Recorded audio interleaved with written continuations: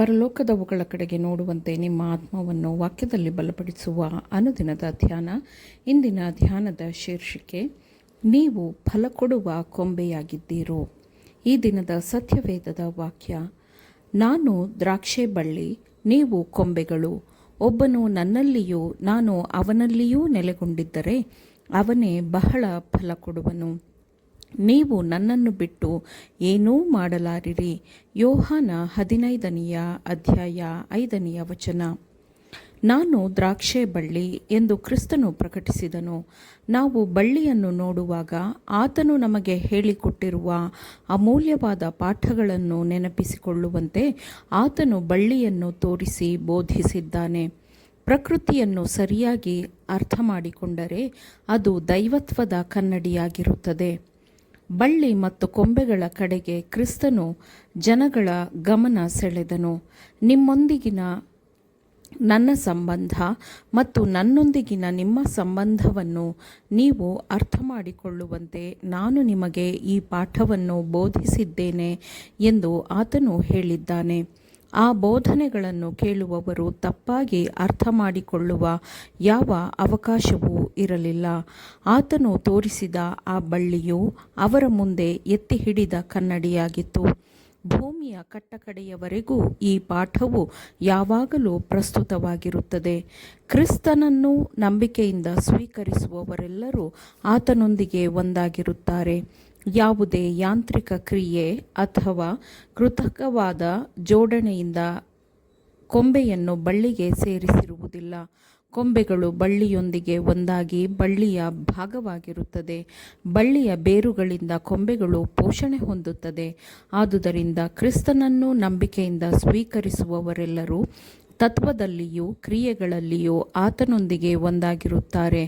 ಅವರು ಆತನೊಂದಿಗೆ ಒಂದಾಗಿ ದೇವರ ಮಗನ ಜೀವನವನ್ನು ಅವರು ಜೀವಿಸುತ್ತಾರೆ, ನಡೆಸುತ್ತಾರೆ.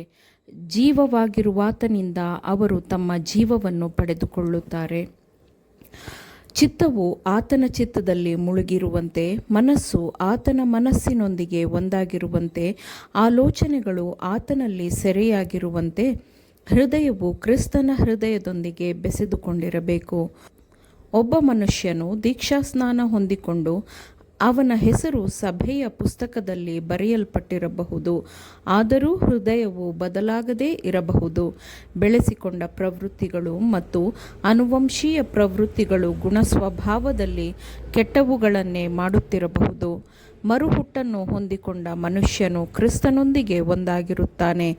ಹೇಗೆ ಕೊಂಬೆಯು ತಾಯಿ ಬಳ್ಳಿಯಿಂದ ಸಾರವನ್ನು ಹೀರಿಕೊಂಡು ಹೆಚ್ಚು ಫಲವನ್ನು ಕೊಡುತ್ತದೋ, ಹಾಗೆಯೇ ನಿಜವಾದ ನಂಬಿಗಸ್ತರು ಕ್ರಿಸ್ತನೊಂದಿಗೆ ಒಂದಾಗಿ ಆತನಿಂದ ಸಾರವನ್ನು ಹೊಂದಿ ಆತ್ಮದ ಫಲಗಳನ್ನು ತಮ್ಮ ಜೀವನದಲ್ಲಿ ಪ್ರಕಟಿಸುತ್ತಾರೆ. ಕೊಂಬೆಯು ಬಳ್ಳಿಯೊಂದಿಗೆ ಒಂದಾಗುತ್ತದೆ.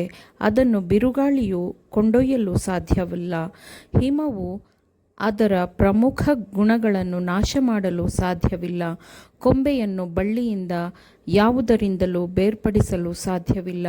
ಅದು ಜೀವವುಳ್ಳ ಕೊಂಬೆಯಾಗಿರುತ್ತದೆ. ಬಳ್ಳಿಯಿಂದ ಅದು ಹೆಚ್ಚು ಫಲವನ್ನು ಕೊಡುತ್ತದೆ. ನಂಬಿಗಸ್ತನೂ ಹಾಗೆಯೇ ಇರುತ್ತಾನೆ. ಒಳ್ಳೆಯ ಮಾತುಗಳ ಮೂಲಕ, ಒಳ್ಳೆಯ ನಡತೆ ಕಾರ್ಯಗಳ ಮೂಲಕ ಅವನು ಕ್ರಿಸ್ತನ ಗುಣ ಸ್ವಭಾವವನ್ನು ಪ್ರಕಟಪಡಿಸುತ್ತಾನೆ. ಕೊಂಬೆಯು ಬಳ್ಳಿಯಿಂದ ತನ್ನ ಪೋಷಣೆಯನ್ನು ಪಡೆದುಕೊಳ್ಳುವಂತೆ ನಿಜವಾಗಿಯೂ ಮಾನಸಾಂತರಗೊಂಡವರೆಲ್ಲರೂ ಕ್ರಿಸ್ತನಿಂದ ಆತ್ಮೀಕವಾದ ಚೈತನ್ಯವನ್ನು ಪಡೆಯುತ್ತಾರೆ. ಯೇಸು ಅವರಿಗೆ, ನಿಮಗೆ ನಿಜ ನಿಜವಾಗಿ ಹೇಳುತ್ತೇನೆ, ನೀವು ಮನುಷ್ಯಕುಮಾರನ ಮಾಂಸವನ್ನು ತಿನ್ನದೆ ಅವನ ರಕ್ತವನ್ನು ಕುಡಿಯದೆ ಹೋದರೆ ನಿಮ್ಮೊಳಗೆ ಜೀವವಿಲ್ಲ.